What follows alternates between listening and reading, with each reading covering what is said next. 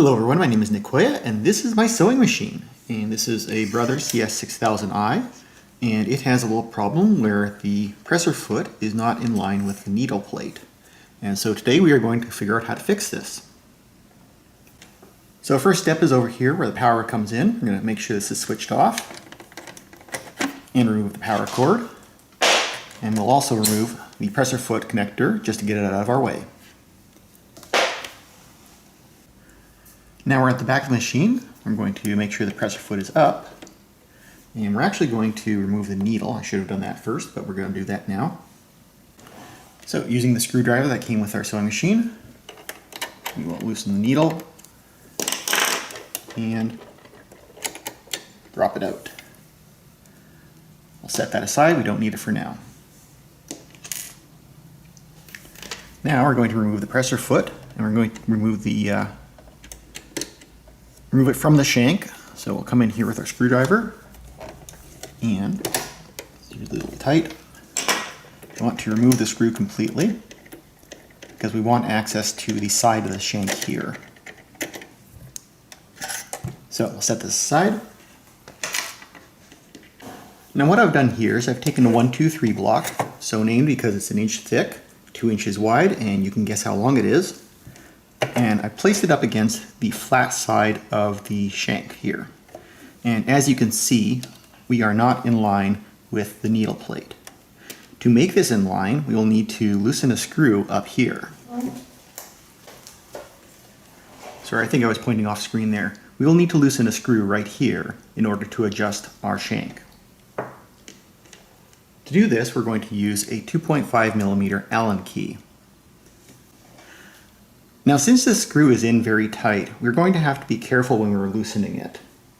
If we have Allen keys with a ball end like this, then you run the risk of twisting the end off where it's narrowed here. These are very nice for using in tight spaces where you need to get into an angle, but they can't take a lot of torque, which is why they're stuck on the end here with a short lever arm here, whereas this end is almost always square. But in our case, the screw is too deep to reach with the short end of an Allen key. So instead, I'll be using a set made like this, where there is a squared off end on both sides of the Allen key. Of course, it won't be this big. So this is the 2.5mm Allen key we'll be using.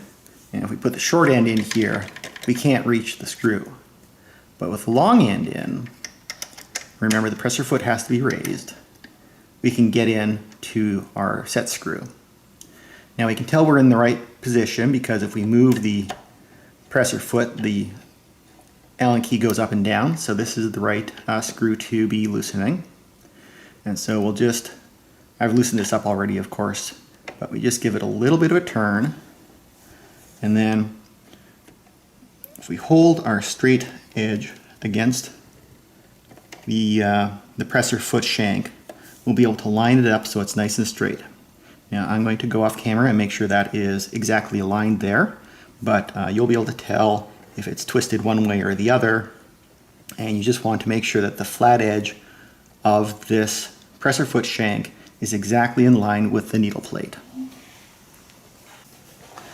Alright, so I made sure that my presser arm shank is in line with the needle plate. And so now I'm going to hold it in place, and we're going to tighten the set screw again. Now as we're tightening this, it might wiggle a little bit, so I'm going to double check that we're still in line. We might be a little out of line actually now, and then we'll reassemble the sewing machine. If yours comes out of line when you're tightening this up, just go ahead and loosen it again, line it back up, and try again, and you'll be able to get it. Alright, now that the shank is aligned, we'll be able to reassemble things. We'll start with the presser foot holder. This can be a little bit tricky if the screw's already out, but let's see if we can get in here. I'm trying to block the camera view too much.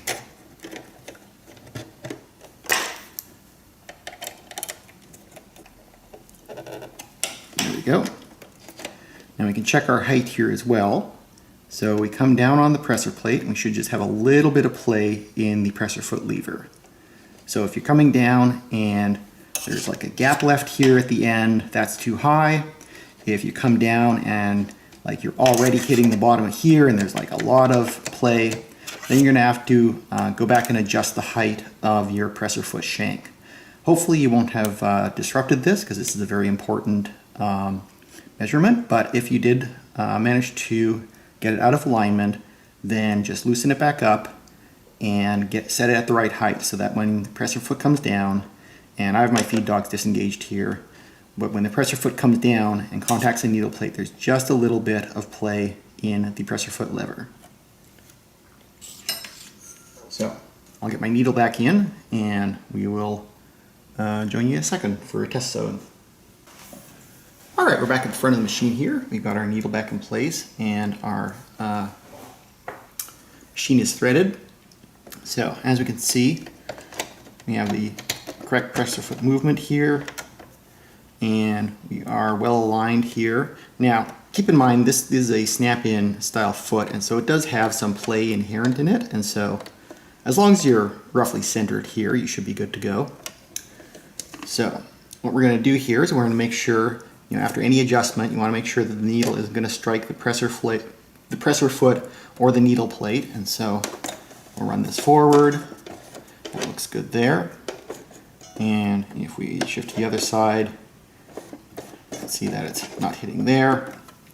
Now we can turn this on, and we will go to, we're on straight stitch here, so we know that we're on the left side on this Brother machine. That's the way it works, and that is still clearing, and we can adjust it all the way over to the right side,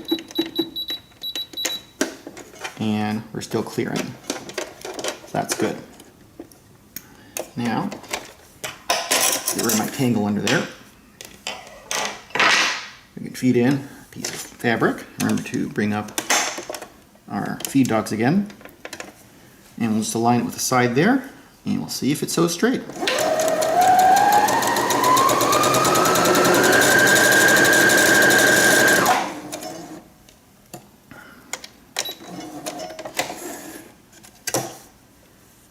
I'd say it looks pretty good to me. Now we can also set up for a 1/4 inch piecing stitch, and that on this machine is aligned to that side of the foot, or that side depending on which one you go to. And so for this one it's 37. So that should be a 1/4 inch from that side of the foot. And so if we fold this in half, you should be able to line up exactly with that side of the foot and get a 1/4 inch piecing seam.